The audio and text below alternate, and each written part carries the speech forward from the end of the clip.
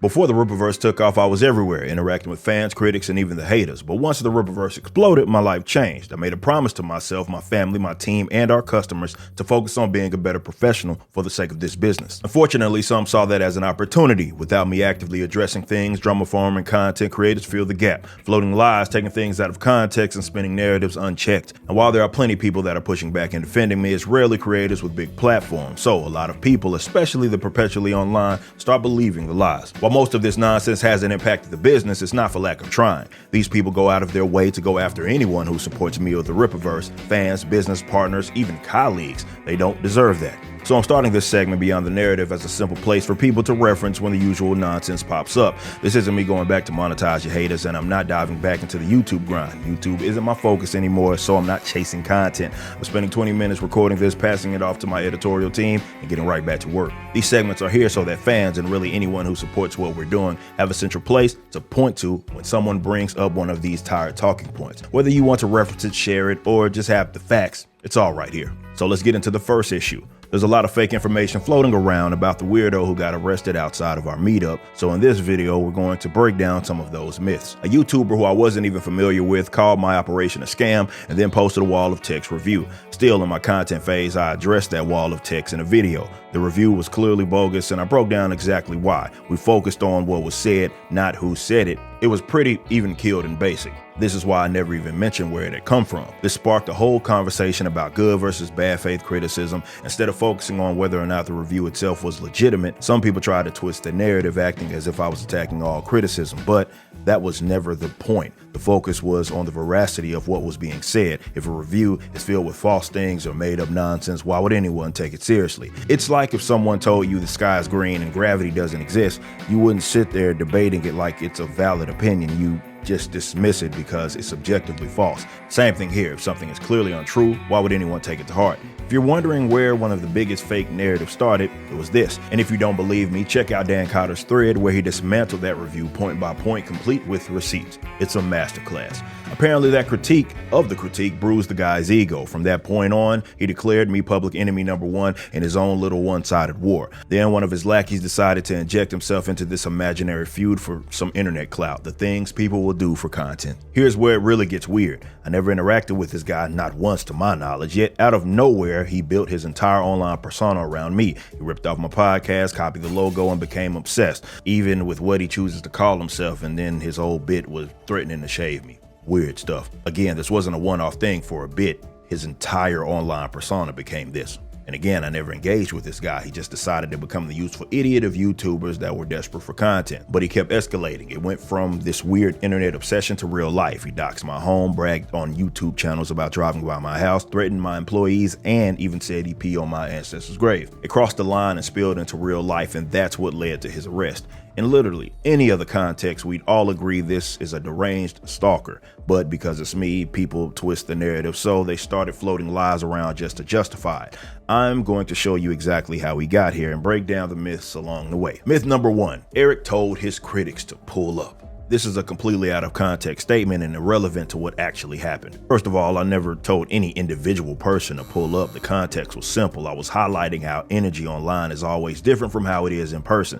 That's still true to this day. Whenever we're at events, it's nothing but love. In this particular case, I was talking about the difference in energy leading up to Fan Expo. I said if anyone had something they would like to discuss, they should come up and we could hash it out like men. And I was explicit. I said, let's talk. Let's hash it out. Let's talk about it. Let's be men. But here's where the dishonesty really kicks in. People twisted that into me calling for a fight, or worse, as if I was calling out the stalker. But that video was from May of 2023, before the stalker even started his new shtick. And this wasn't a one-off statement. Back in March of 2023, before I addressed the other guy's wall of text, I tweeted using the term pull up, clearly talking about being civil. It's a basic term that you have to go out of your way to misunderstand. I've even talked about this same concept in videos emphasizing staying civil during disagreements. Man, ain't nobody fucking about to go fight no motherfucker over no YouTube, man. Come on.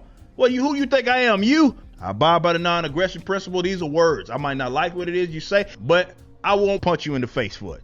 And so they think it's funny, and they think because, well, they're on a crusade, well, it's fine. Okay, I can do it. I can try to ruin these guys' businesses. I can claim they're frauding people. I can try to do all of that stuff, and it's okay because they think they're on a crusade fighting the bigots and the fascists and the racists and the misogynists. Like, they make up crusades. You can disagree with me all day long, but you don't lie. So to wrap it up, that entire pull-up narrative is false.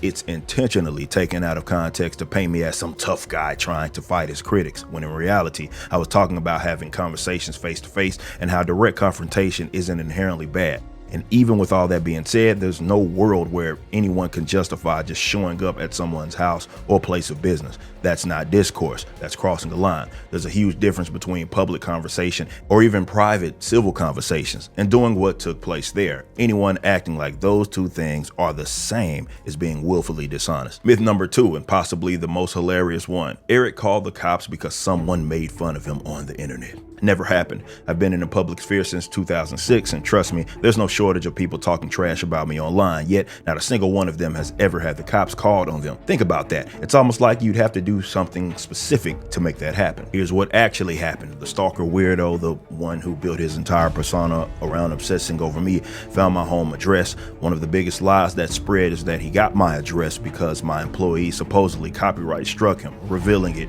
That's completely false. A couple of things here. No one from my team, not an employee, not legal, no one sent him a copyright strike that revealed our address. There are zero receipts to back up that claim. Instead, he used other people's screenshots acting like they were his to inject himself into this one-sided feud. Just to be clear, if he had received anything from our legal team over using our logo, it would have been a trademark issue, not a copyright one. And even then, anything sent to a platform where he was monetizing our symbol wouldn't include the address of the location he showed up at. That information simply wouldn't be a part of it. You would never find a verified email that was his showing my team or legal issuing a copyright strike that revealed our business address, because it doesn't exist. He got that from someone else. What happened is this: the stalker obsessed with me used others to dig up both my home address and one of our business locations. This business location wasn't public. It wasn't listed anywhere, nor was it ever used as our return address. While it was inevitable that someone would eventually find and share that information, which is exactly why we have man security, that's what actually happened. You can see how that kind of information could be misused to target innocent people, whether it's me or my family at home or our employees working at the building. This wasn't about someone making fun of me online. This was about someone crossing a massive line. Before we get into the day the police were called, let's talk about just how unhinged this guy was. Here's what we're dealing with. He randomly started obsessing over me, building his entire online persona around me.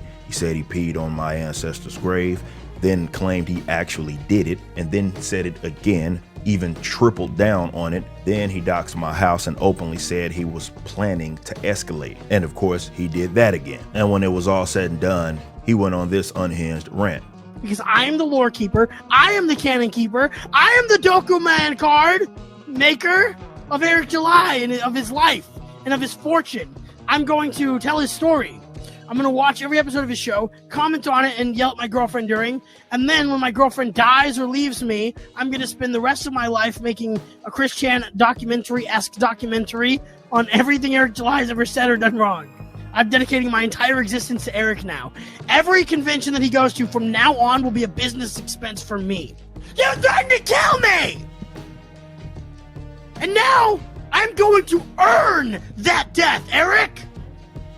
I'm going to earn your murder! I'm going to show up in Denver Comic Fan Expo, and I'm going to come up to your table and I'm going to yell, "Holy shit, help! That guy has a gun! He's trying to kill me with his gun!" I'm gonna make security check that you don't have a gun in your fucking waistline, like you threatened to have at the next Comic-Con that I go to. You threatened to shoot me, then you hired armed security. We'll see, Eric! I'm gonna make you kill me, or you're a fraud! Yeah, completely deranged. But here's the thing, I've never threatened this person. Any mention of me or my security being armed has always been in the context of defending people and property. Shortly after this happened, I even joined a stream where I questioned whether his actions could be acted upon legally. And while his appearance could be considered criminal mischief, at no point did I ever say I would use arms against someone just for putting things on our windows. even if legally justified. That's why I said that was a non-point. What I have said consistently is that you shouldn't violate the private property rights of others. Simple as that. Now let's talk about what actually went down the day he got arrested. One of our warehouses sits deep in a private lot. The back and the sides are fenced off, but the front of the building is an actual lot. Here's how that played out. During the day, he showed up and recorded himself outside of the lot on the street. Like I've mentioned, our side of the business park has only one way in and out unless you have gate access on the other end. So if you drive onto our side, you have no choice but to turn around and head back the way you came. That's exactly what he did during the day. He drove past the front, turned around at one of the gates, and circled back through the lot while filming. And this is exactly why I've said before, if you end up at our business, you either went out of your way to get there or you're completely lost. You can't just cut through as some shortcut. And even if you were heading to one of our neighboring businesses, there's no reason to be directly in front of our warehouse suites. You can't really get there by accident. But our security team noticed this and called the police, but he had left before they arrived. But it didn't end there. That night he came back. He stuck things on our windows, talked to his camera, and then said he'd keep doing this. Because of the time, I had to go to the warehouse myself and deal with the police directly. Now, after all that, some people still say Eric called the cops because someone made fun of him on the internet. Well, they're liars. The police affidavit is clear. It states, a fine was assigned investigative responsibility of a stalking offense. The affidavit even notes that I had been disregarding the Twitter videos, but grew concerned when it crossed into real life. Sure, there may be some minor inaccuracies, or rather it's just worded weird. For example, we discussed the novelty scissors he carried, but I never said that he brought them directly to our building, or at least our front of the warehouse. But the key facts are solid. The affidavit mentions the doxing, his plans to escalate, and the stalking behavior that crossed the line from online nonsense to this real world thing, specifically bringing it to inappropriate places. It can't be made any more clear than this, as it reads after I saw the surveillance footage. Quote, he now took the threats seriously and realized that he should have contacted authorities sooner. July stated he's gone too far with this. July stated he is not worried for his safety, but more for the safety of his employees. And when it comes to this stalking bit, if you want to pull that whole card of, well, they're not actually stalking, it's odd because this person explicitly stated that that was what they're doing. Literally, it says, I'm literally stalking. So yes, upon the advice of our security and legal team, I made the decision to call the police. I run a multi-million-dollar business. I'm not some drama-hungry YouTuber chasing content. I'm also in my 30s and I don't care about looking tough. I'm not some thug like I trended towards when I was younger. Those days are long gone. I couldn't care less about how machismo it looks for a business owner to take precautions, especially when safety is on the line. The police report even outlines that. If this were Joe Blow's corporate company, nobody will blink an eye. No one will make a video or tweet threads if any other business owner took the same steps. But because it's me, suddenly it's a scandal. And that brings me to another ridiculous narrative. Eric was exposed as a fake libertarian because he called the cops, they say. I'm not some low-bird idealist floating around in theory land. I'm fully aware that we don't live in a libertarian social order. We live under a system where the law doesn't care about my personal principles. Let me break that down. The state doesn't care how libertarian I am. It doesn't care that I believe in minimal government interference. What it does care about is whether I follow the rules it set. And if I don't, it has the power to crush me and my business. Much like I'm legally required to pay taxes, get permits, and file copyrights, I also have legal obligations when it comes to running a business, especially one with employees. And if I decide to ignore those obligations because of my personal beliefs, the government won't give me a gold star for sticking with my principles. It'll hit me with lawsuits, fines, and open the door to criminal or civil liability. That's the reality. And ignoring it doesn't make me principled, it makes me negligent. In Texas, there are clear laws that dictate what I as an employer am required to do to ensure a safe work environment. Under Texas Labor Code, Section 411103, employers must, number 1, provide and maintain a reasonably safe and healthful workplace. Number 2, implement safeguards and processes necessary to protect employees. Number 3, take all reasonable actions to prevent foreseeable harm. Negligence, in legal terms, happens when someone fails to take reasonable precautions leading to harm. And as a business owner, I have a duty to care to my employees. If I know about a potential threat, especially one that escalated to stalking, doxing, and such, and I don't act, I open myself up to massive liability. And this isn't just theory, it's backed by real cases. Consider the tragic incident at Legacy Good Samaritan Hospital in Portland, Oregon. In 2023, a security guard was fatally shot while protecting a maternity ward. The assailant had exhibited threatening behavior prior to the incident, and staff had reported these concerns. However, the hospital's inadequate response led to a $35 million lawsuit alleging negligence for failing to address the credible threats. This case highlights the dire consequences of not taking proactive measures when faced with potential dangers. When our legal and security teams advised me to call the police, it wasn't because I was scared of some internet troll. It was because if anything happened and I hadn't reported the credible threats, I would have been liable. If I had ignored the stalking, doxing, and threats, and something happened to one of my employees or to me, I would be sued for negligence. I could be held personally responsible for not taking proper precautions, and my business could be held civilly or even criminally liable. Calling the cops was a proactive step, not because I needed help dealing with someone making fun of me online, but because I had to ensure that in the event anything escalated, I had done everything legally required to protect my business and my people. That's the key here. The law doesn't care about whether I'm a libertarian or not. It cares if I took the proper precautions. The internet and its politically posturing libertarians couldn't do a thing to help me if something actually happened. Being libertarian doesn't mean being naive. It's about advocating for a change while understanding that within the system we're stuck in, you need to be smart and protect yourself or risk losing everything. Now here's the part where some folks start really shifting the goalposts. He was just joking. It was never going to go that far. Right, until it does.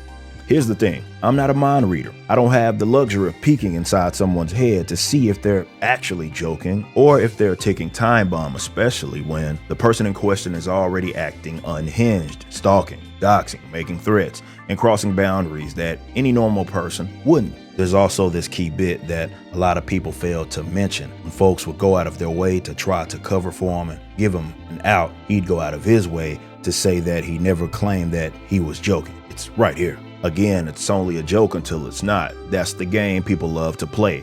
They'll intimidate and toe the line, and when someone finally takes it seriously, they fall back on, whoa, I was just kidding. But when you're responsible for a business with employees who depend on you, you don't get to roll the dice on whether or not someone's serious.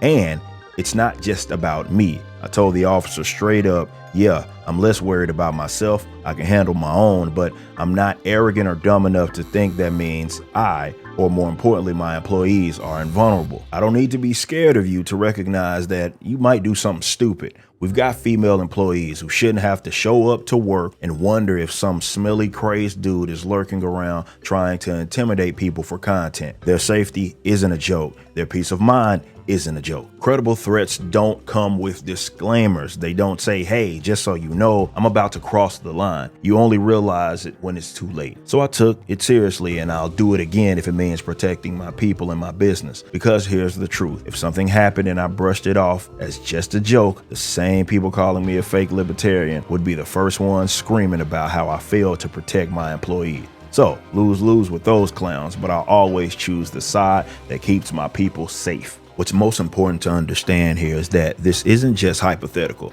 He specifically named one of my employees. If I'm not mistaken, that's exactly what got his first Twitter account banned, making a video calling out one of my employees by name and threatening him. And again, being clear, this isn't just online antics. He's shown up at both my house and my business, but the latter that has to be taken seriously, especially in Texas. You've already crossed the line, and we don't have to wait for you to do it again before we take further precautions and treat this like the credible threat that it is. So let's move forward in the timeline, because another fake narrative floating around out there is that I called the cops on him at that Dallas meetup. Never happened. It wouldn't even be funny if it wasn't so stupid. Here's the thing. The guy was recording himself the entire time he was at the meetup. Meanwhile, I never left the merch table. I was posted up, taking pictures, signing books, doing my thing, never moved. At what time would I have had to call the cops? But here's where it gets really wild. This dude had a warrant out for his arrest and still decided that it was a smart idea to show up to the meeting acting weird and try to make a scene. You guys all Iceland fans? You gotta bounce. Brandon! You want an Iceland? What's your favorite part of Iceland? Oh, Brandon is bouncing me, chat.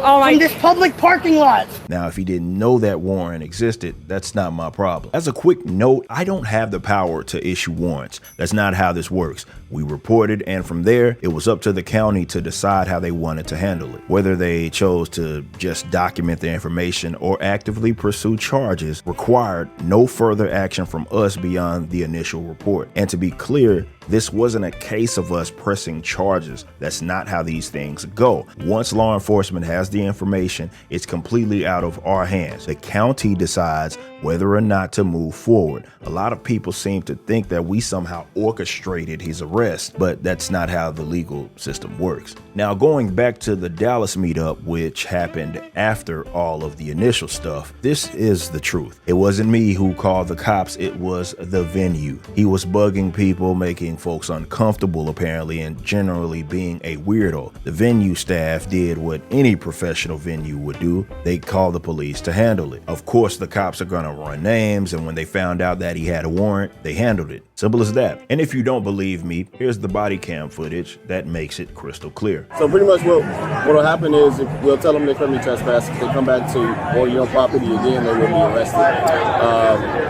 Yeah, I mean, these guys are super uncomfortable, these guys out here. Okay, I just need your permission. If you're the owner, you're allowed to do that. I'm So, fine with it. all right, we should get that done right now. Yeah. Okay. The cops even said themselves they were called because he was causing problems, not because I sicked them on him. There's also that police report that states what happened. It literally says the owner reported 2 people they wanted criminally trespassed at the location for videotaping customers and refusing to leave the business. So yeah, you're screaming at people while you record them, also being a creeper and recording from outside the window, even credit card transactions. Of course they wanted you out.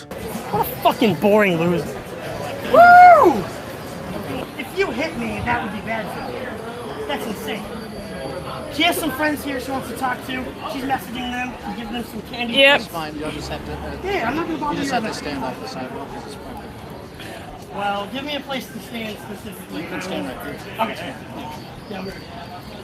Hi, chat. Brandon's trying to bounce me. He already threatened to beat me up in front of the guy running the door for offering to give out their comic books. After this, whenever I do leave, I'm going right to the warehouse, chat. Oh, I can't wait to go to the warehouse after this. Whew. Eric is in there hiding somewhere, chat, terrified of the fat kid in the cape. There he is. There's Eric. Look at him. Where's he? Where's he? Put the phone into the window, asshole. Because Eric has to pretend that he doesn't know we're here and has to not look over here. If he looks over just once, we win for all of time. We hit a sore spot. They're trying really hard to keep us from filming them hanging around the table where they thought they were going to hide from us all night. They're kicking us out, chat. Hey, I am chronically unhappy, you losers. I am chronically unhappy. And honestly, this whole thing just proves that it was never about genuinely wanting to meet up or talk to me. If that was the goal, he could have RSVP'd, waited in line, and met me like everyone else, doing so respectfully. But that wouldn't have made good content, would it? It's all about making this a spectacle. Staying low-key and having a real conversation, that doesn't get clicks. Acting weird on camera while there's a warrant out for your arrest, that's internet gold. At least maybe in their mind. So another blatant lie floating around is that I somehow got beat in court. That's not how any of this works. I was never on trial. I wasn't the prosecutor. I wasn't the defendant. People really need to understand how these legal processes function. Once law enforcement got involved, the county picked up the case. It became their decision on how to proceed. The state makes the call, not me. If there were any changes in the charges, that's their decision, not mine. I didn't control it. I didn't push for it. I didn't have a say in what the prosecution decided to do. And then there's this other wild narrative that I was either too scared to show up to court or refuse to testify. Let me break that down. First off, I was never served, period. And it's not like I was dodging that. I didn't dodge anything. There was no secret plot to avoid testifying. This whole idea seems to come from the fact that they never successfully served me as a witness, but I can't make sense of that for you. I wasn't hiding. They have my number, they have my address, and while I'm not at the warehouse every single day, which is kind of the whole point, I've got employees and a company to run, it's not like I was hard to find, and if they actually contacted me to testify, my statement would have been simple. Yeah, smelly old stalker guy stalks things I've already stated. That's it, that's the truth. But here's the most important thing. This wasn't a me versus him. It was never about that. This was the state versus the weirdo. Whatever conclusions the court came to had nothing to do with me. I wasn't on trial. I wasn't even part of the court proceedings. Again, I can't speak to where the confusion came from, even if it does stem from the county's handling of the situation. Once it was in their hands, how thoroughly they chose to pursue it is entirely up to them. I had no control over the approach they took or how far they decided to go with it. Look, all of this is just plain ridiculous. We're talking about comic books, and they shouldn't make people this crazy. But there's an undeniable addiction element to the internet that pushes some people over the edge. For certain creators, it's all about chasing engagement instead of focusing on content that actually makes them happy. And for others, it's this parasocial attachment, clinging to people they don't even know, all in the name of drama and attention. They get so deep in these fake narratives that they can't backtrack without looking like complete fools. So they double down, lie more, and keep that cycle going because that's what gets them paid. Drama farming isn't just a hobby for these people, it's their livelihood. They have to keep the bit alive no matter how ridiculous it gets, because telling the truth, well, that doesn't rake in as many views. And just to be clear, I'm not talking about people who share genuine criticism or voice honest concerns. Disagreeing with something doesn't make someone an outrage farmer. My colleagues and I have voiced plenty of critiques, but it comes from a place of actually caring about the things we talk about, whether it's an industry, a franchise, or a creative project. We've been fans. We've supported these things in the past, and in some cases we still do. There's a huge difference between that and the folks who fake outrage for views because they know that sells. That's the disingenuousness that I'm calling out. But what's really wild is the sheer obsession some of these people have with seeing us fail. And look, if they don't like what we're doing, that's fine. They're entitled to their opinion, but they've made hating us a core part of their identity. It's not just about disliking the work. It's about desperately needing us to fail to the point to where they lie and twist anything to fit whatever narrative. They also do what you've never seen myself nor really anybody in my circle advocate. They hover over and get angry and aggravated just because someone online says something positive about myself or what the Rippaverse is doing. That's just bizarre. And for what? We're not in anyone's way. We're not stopping them from doing anything. Yet they act like our success is some personal attack against them. And here's the kicker. Even if, hypothetically, the Rippaverse failed tomorrow, which, let's be honest, isn't happening, these people would still be miserable because the root of their problem isn't us, it's them. I am chronically unhappy.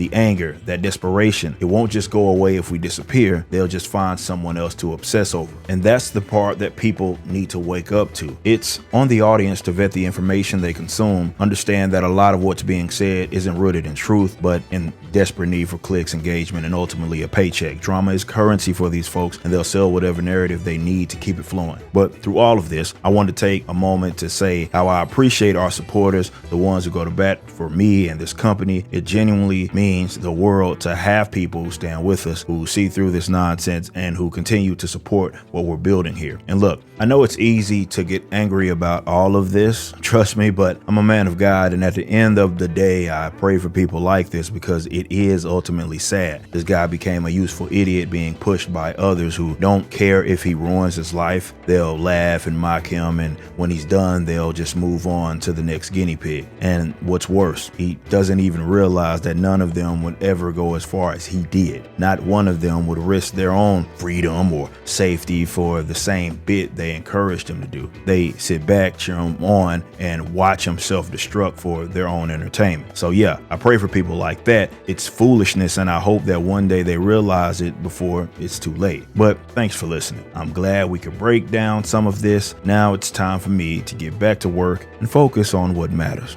Don't be the kind of business the Rippaverse is, because that's the kind of business that you don't want to be.